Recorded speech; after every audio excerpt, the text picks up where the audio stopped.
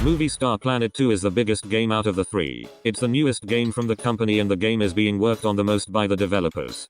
While it might be out for about 5 years and is out of beta, doesn't mean it's absolutely perfect. I've started trying out the game since late January, and with this experience I'll talk about my 5 main issues with this game. The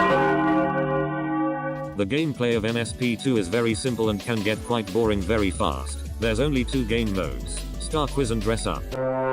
The game modes get boring very easily. While there's only 2 on MovieStarPlanet 2 yet, BlockStarPlanet has 4 and there's multiple ways you could play these game modes.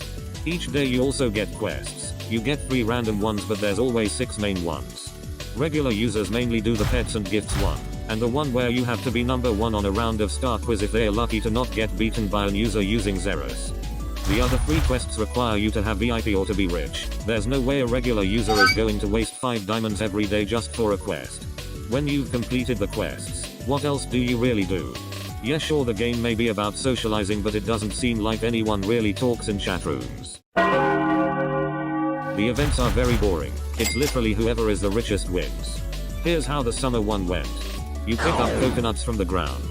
You unlock items at a certain amount of coconuts. You get a badge if you're in the leaderboard with the most coconuts, but the rich ones have it easier cause they can simply spam summer greets to users for easy coconuts. That's simply how it goes. For regular players it's way more difficult for them to get into the leaderboard. These coconuts don't spawn infinitely on the ground because there's a limit. This way of events started back during Christmas season, and it doesn't even feel like an event. It feels more like a chore. Grinding on this game is an absolute disaster. Not only is there a fame limit, apparently you can only answer 150 questions a day on Star Quiz. You don't even really get a lot of fame or XP. Every round you can only get 15 points if you answered all questions correctly. Dress Up isn't really anything better, as it makes you rely on other players whether or not you get a good amount of fame. Grinding is really only doable if you're VIP, as you get more fame and coins. If you're not VIP you are required to wait for a 2x fame event, which only lasts 2 days.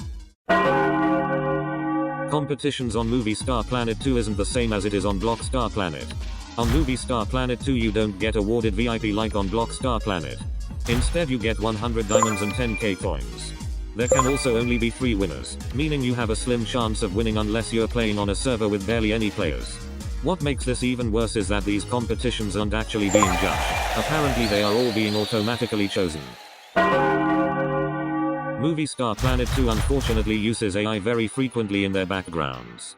This is very disappointing to see. Let's say you're making a cool art book about something. You're spending lots of time on it, being very creative, and now need to choose a background to use.